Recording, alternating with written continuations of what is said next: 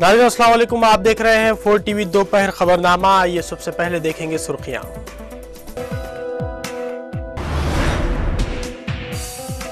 सियासी, समाजी, तालीमी और माशी मैदान में मुसलमानों की खिदमत करने वाली मजलिस इत्तेहादुल मुस्लिमीन मुल्क की वाहिद सियासी जमात। शिकागो अमेरिका में अकबरुद्दीन ओवैसी का खुसूसी खिताब, कायदे मजलिस का वालिहाना खैर मकदम।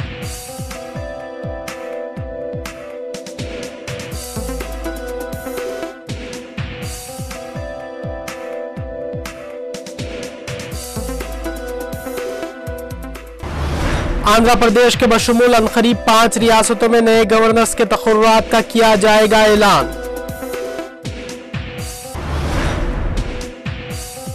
कर्नाटक के शहर मंगलुरु के खानगी कॉलेज में बुरखे पर पाबंदी, मुसलमानों का एहतजाज।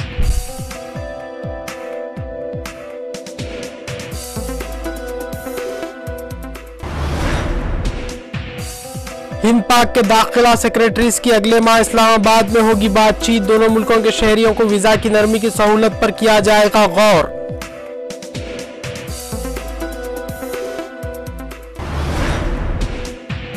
शाम में जंगबंदी के बावजूद 550 अफराद हलाक। यूरोपीय यूनियन ने मुसलसल तशद्दुद पर जताई तशवीश।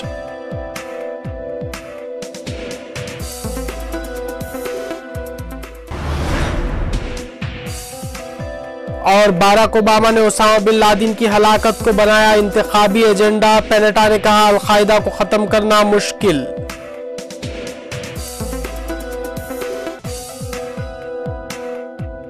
और अब देखते हैं खबरें तफसील से।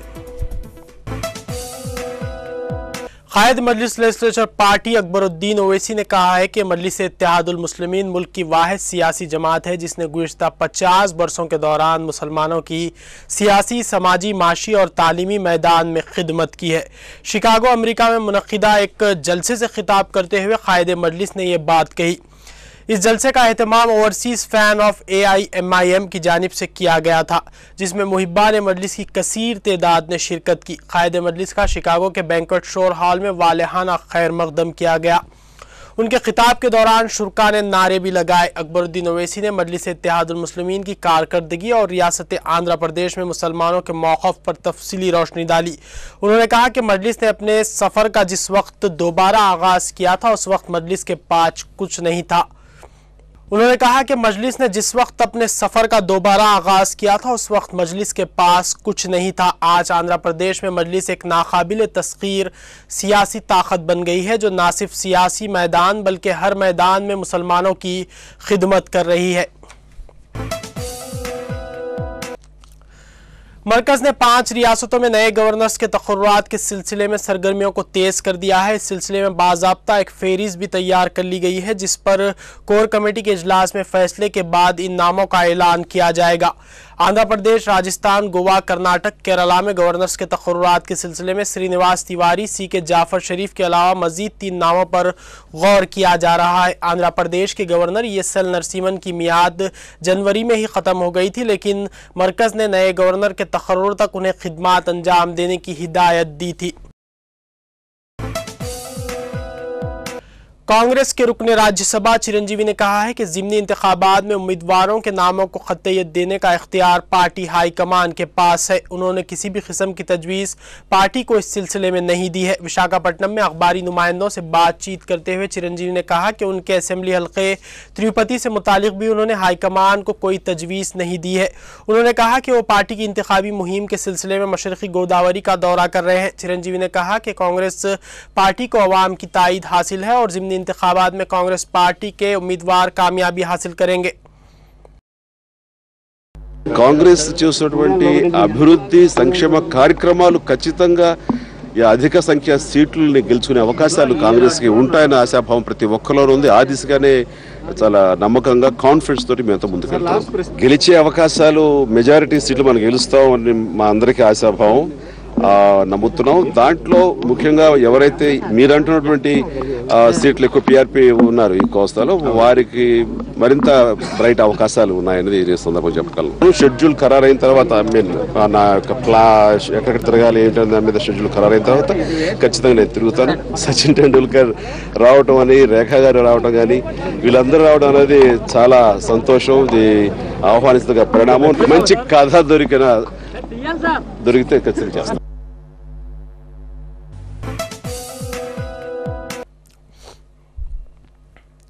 तेलुगुदेशम के रुकने असेंबली रेवंत रेड्डी ने कहा है कि रियासत के अवाम की पीठ में खंजर घोंपकर कड़पा के एमपी वाईएस जगनमोहन रेड्डी रियासत के चीफ मिनिस्टर बनने का ख्वाब देख रहे हैं।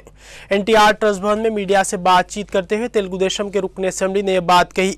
उन्होंने कहा कि ज़िमनी इंतखाबात में रियासत के अवाम बदउनवान कांग्रेस और वाईएस जगनमोहन रेड्डी दोनों को मुस्तरद कर देंगे। रेवंत रेड्डी ने सदर टीआरएस के चंद्रशेखर राव को भी शदीद तनकीद का निशाना बनाते हुए कहा कि वो सियासी मफाद के लिए तेलंगाना अवाम के जज्बात का इस्तेहसाल कर रहे हैं।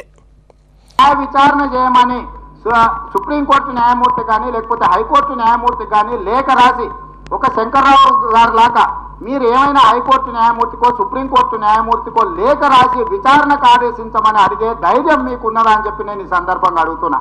ఒకవేళ నిజంగానే మీకు లేఖ రాసే ధైర్యం ఉండి ఈ ఒప్పందాలను రద్దు చేయమనే ధైర్యం ఉంటే మీరు ప్రజలలోకి వెళ్ళి నిస్సంకోచంగా చెప్పుకోండి. ఈ రోజు జరిగిన అక్రమాలను సరిదిద్దడానికి నేను ముఖ్యమంత్రి అయిన తర్వాత ఒకవేళ ఇప్పుడు చర్యలు చేపట్టకపోతే నా లేఖ ద్వారా కూడా మీకు న్యాయం జరగకపోతే నేను ముఖ్యమంత్రి అయిన తర్వాత మీకు న్యాయం చేస్తానని ఒకవేళ మీరు చెప్పుకుంటే దానికి అర్థం ఉన్నది తప్ప ఈ రోజు మీరు చేయాల్సిన పనులు చేయకుండా రద్దు చేయాల్సిన వాటి మీద పోరాటం చేయకుండా కేవలం రాజకీయ ప్రయోజనాల కోసము ప్రజల్ని మభ్యపెట్టడానికే ముఖ్యమంత్రి అయిన తర్వాత మొదటి సంతకం అనే డ్రామా ఆడుతున్నామని చెప్పి తెలుగుదేశం పార్టీ స్పష్టంగా భావిస్తుంది. ఏదేమైనా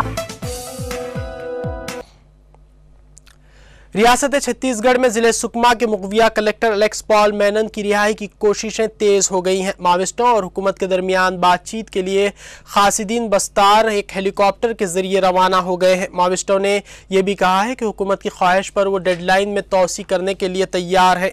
सरकारी हेलीकॉप्टर में प्रोफेसर जी हरागोपाल और बीडी शर्मा बस्तार के लिए रवाना हुए। वो माविस्टों के ठिकानों पर जाकर उनसे बातचीत करेंगे और हुकूमत के मौक़िफ़ से उन्हें वाकिफ करवाएंगे।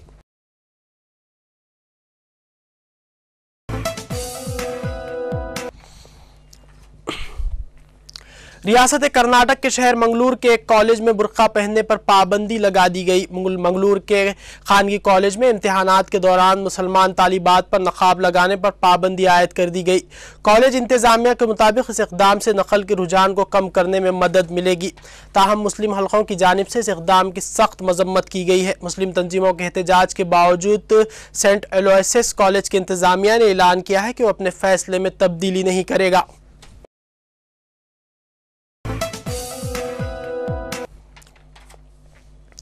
पाकिस्तान और हिंदुस्तान के दरमियान दाखिला सेक्रेटरीज की सतह के मुज़ाकरात अगले माह इस्लामाबाद में मुतवक्को हैं। पीटीआई के मुताबिक ये मुज़ाकरात 24 और 25 मई को हो सकते हैं और इस मौके पर दोनों मुल्कों के शहरियों के लिए वीज़ा सहूलतों में नरमी की मंजूरी दी जा सकती है। पीटीआई ने नई दिल्ली में हुकूमत के ज़राए के हवाले से बताया है कि पाकिस्तान की जानिब से दी गई दाखिला सेक्रेटरीज की सतह के मुज़ाकरात की दावत 1-2 रोज़ में बाकायदा तौर पर कबूल कर ली जाएगी। इस्लामाबाद हुकूमत ने 30 और 27 मई के दरमियान किसी भी वक्त इन मुज़ाकरात की तजवीज़ दे रखी है, जबकि पीटीआई के मुताबिक नई दिल्ली हुकूमत 24 और 25 मई की तारीखों पर इत्तेफाक ज़ाहिर कर सकती है।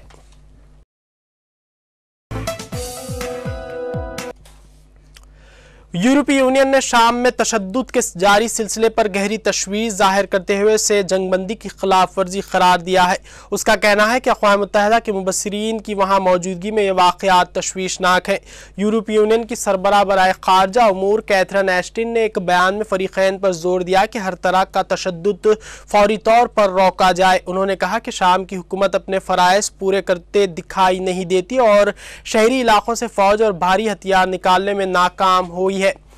शाम में अक़वाम मुत्तहिदा और अरब लीग के मुश्तरका क़ासिद कोफ़ी अन्नान की निगरानी में 2 हफ्ते कबल काम शुरू करने वाले मायनाकारों के मिशन के दौरान भी सरकारी फ़ौज के निहत्ते शहरियों पर फायरिंग का सिलसिला जारी रहा, जिसके नतीजे में अब तक कम से कम 550 अफराद जाँ बहक हो चुके हैं।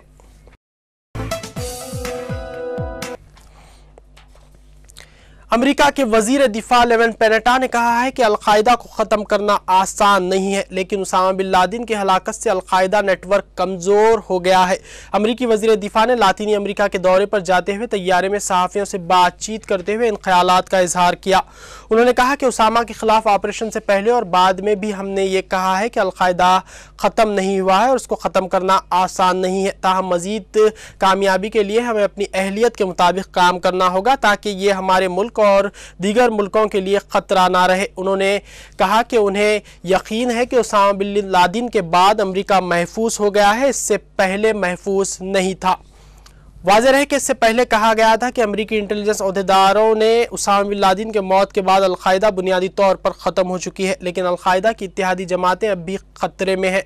अमेरिकी इंटेलिजेंस अहदेदार ने नाम ना ज़ाहिर करने की शर्त पर कहा है कि अलकायदा का 9/11 जैसे हमले की सलाहियत हासिल करना नामुमकिन है, लेकिन अलकायदा के खिलाफ फतेह का ऐलान कर देना क़ब्ल अज़ वक्त होगा। उधर अमेरिका के सदर बाराक ओबामा ने इंतखाबात में कामयाबी के लिए उसामा कार्ड का भरपूर इस्तेमाल शुरू कर दिया है। सदर बाराक ओबामा अपने इंतखाबी मुहिम के दौरान अमेरिकी रियासत जॉर्जिया में फौजी अड्डे फोर्ट स्टीवर्ट गए, जहां अपनी तकरीर के दौरान उन्होंने अमेरिकी फौजियों और स्पेशल फोर्सेस की कामयाबी पर उनका शुक्रिया अदा किया। सदर ओबामा ने कहा कि फ़ौज के कारनामों का तस्करा आइंदा नस्लें भी करेंगी जो उन्होंने इराक़ और अफगानिस्तान में अंजाम दिए हैं। उन्होंने उसामा बिन लादेन का नाम लिए बगैर कहा कि स्पेशल फोर्स ने अलकायदा के खिलाफ जंग करके उसे शिकस्त दी।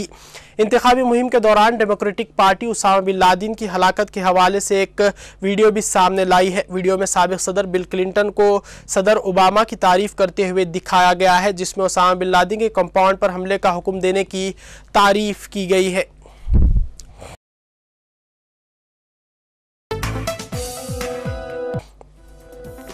आइए देखते हैं आखिर में सुर्खियां एक बार फिर।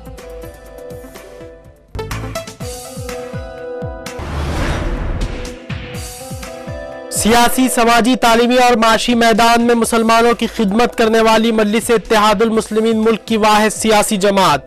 शिकागो अमेरिका में अकबरुद्दीन ओवैसी का खुसूसी खिताब, कायद मजलिस का वालिहाना खैर मकदम।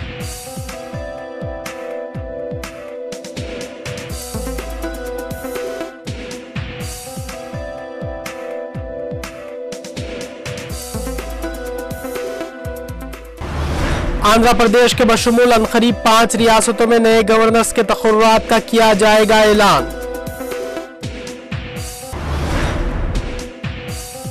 कर्नाटक के शहर मंगलुरु के खानगी कॉलेज में बुरखे पर पाबंदी, मुसलमानों का एहतजाज।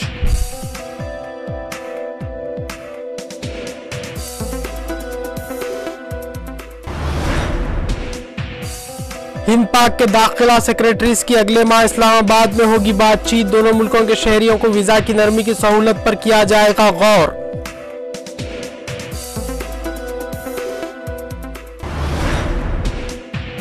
शाम में जंगबंदी के बावजूद 550 अफराद हलाक, यूरोपीय यूनियन ने मुसलसल तशद्दुद पर जताई तशवीश।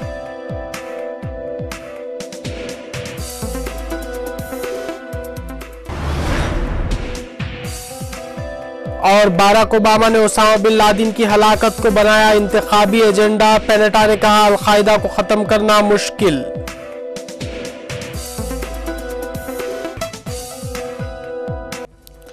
ये थी आज की खबरें। अब दीजिए इजाजत, खुदा हाफिज।